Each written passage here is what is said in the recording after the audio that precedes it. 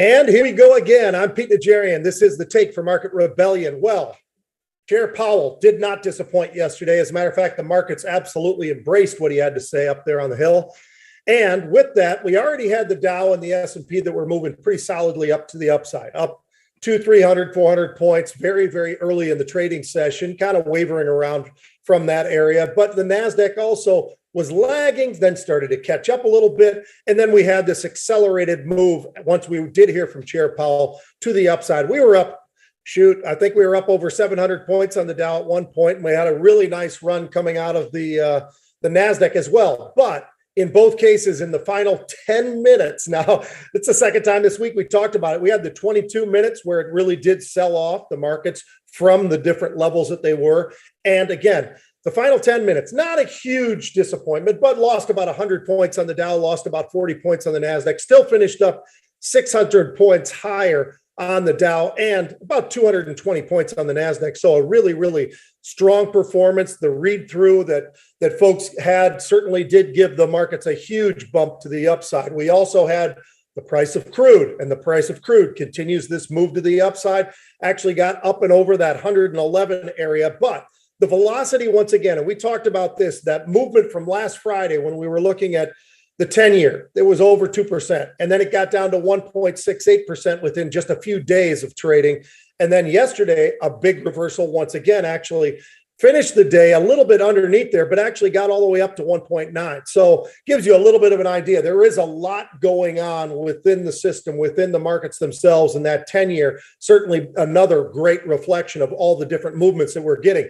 39.5 million contracts trading yesterday. So another very, very active day. Every single sector was up at least 1%, except for one. And so that just gives you a little idea. When you see something like that, you see financials up 2.25%, materials up a little over 2%. You see energy, technology, all 2% or higher. That's a pretty extraordinary day. That's exactly what we were looking at. It was names like CAT, Dow, Chevron. You go through that list, then you've got the casinos, you've got the beta energy names, all of that propping things to the upside. Not everything was perfect. Domino's Pizza was terrible. As a matter of fact, Twitter, not so great. A lot of those Chinese names with the big pullback. So it wasn't like it was a perfect day and the entire market was heading to the upside, but certainly a great big section of the markets and a nice rebound for some of them, especially when you look over at something like the financials that had a little bit of pressure of late. So we come in today, we get those 2-month lows in terms of those jobless claims. It was well underneath what they were expecting.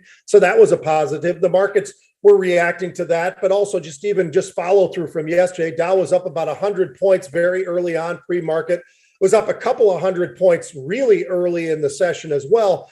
Then we started seeing a little bit of pressure come onto the markets. Actually, last I looked before we came on here, we were up 50, 60 points on the Dow.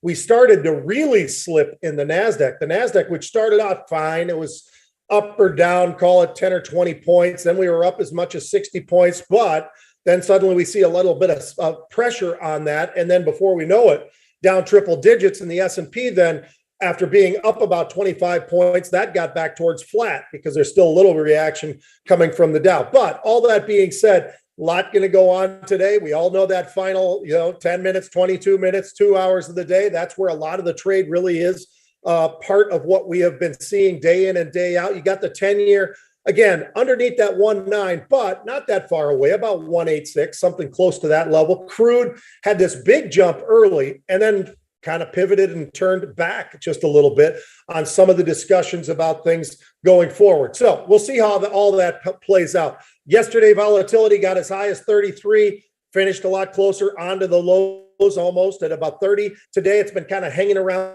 30, 31 for most of the morning. So we'll see. Only an hour so far into the day. So a lot that can change. We all know that. Best Buy. Earnings are continuing to roll, Best Buy being one of those. Now, when you really looked at the numbers, it didn't seem to be all that impressive, but hiking the dividend yield and a $5 billion buyback certainly seemed to have people pretty excited about that name. As a matter of fact, rocketing to the upside. It was up over 10% early on in the session. Not sure where it is right now. Snowflake, complete opposite.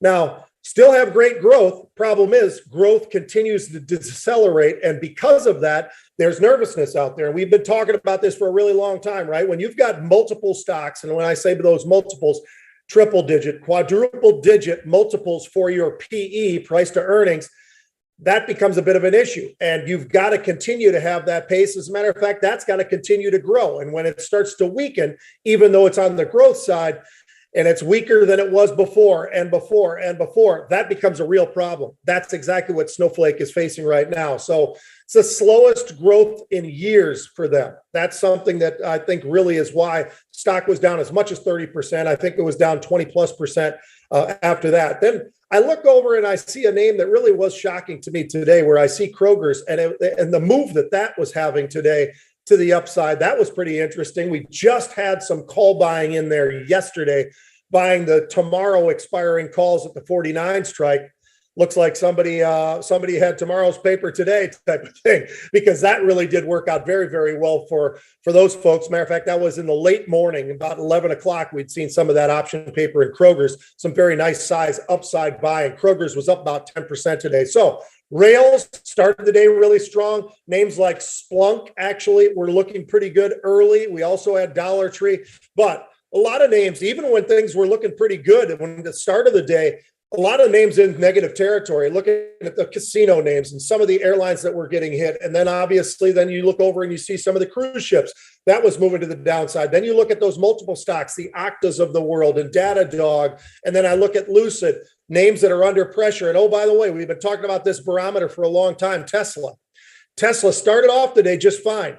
And last I looked, it was down about 2% or so. So it had a nice little bit of a bump early and then started to sell off. And that has been a bit of the tell, as I've been talking about for a while now, with the NASDAQ. So keeping an eye on that one to see if there's any changes with that throughout the trading session. So got two unusuals for you. And I am going to be joining the guys on the halftime report today. Should be a lot of fun. Scott's back, of course, at the start of this week, all healthy again. So that's good to see him healthy and doing really well, and excited to be here. And obviously, we'll be talking about a lot of these same stories that we were just talking about, but also, obviously, the Fed. That certainly was the focal point. It was right in the middle of their show yesterday, I believe. So, number one, Oxy. We talk about these energy stocks all the time. Obviously, a little bit of a pullback today in that price of oil, crude that we were just talking about. Oxy trading about $47. Now, here's what's really interesting about this trade.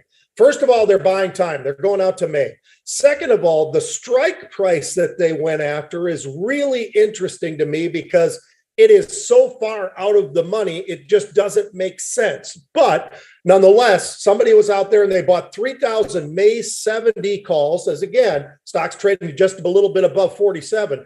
The May 70 calls, 69 cents up to about 84 cents for those calls. That really was interesting, stands out. I have positions in a lot of different energy names right now, as we've talked about, as well as that one, but nothing as high a strikes as that. So that really did grab my attention. Secondly, another one that looks a little bit unusual for the unusual, Mosaic. Now, this is another one of these names that, it makes some nice moves. It's been making a nice move of late, as a matter of fact, and actually up and over 55, hitting new highs today. Stock was trading above 55, closer to 56. 6,000 of tomorrow, so they're not buying time in this one, 6,000 of tomorrow's expiring 60 calls. Now, that just seems like an outrageous move for Mosaic, which already is hitting highs. Maybe it can happen. I talk about all the time a 10% move to the upside when something's breaking out, and that could happen. Well, but in a really short time frame, they're playing for a really short time frame here, looking at those March 4th expiring 60 calls, 12 cents up to a 22 cents. Just very, very interesting, those two unusuals. I thought they both were extremely unusual. Thought that would be an interesting highlight. I'll have a couple of more when you see me on the halftime report. So until then, have a great day of trading, and we'll see you at noon.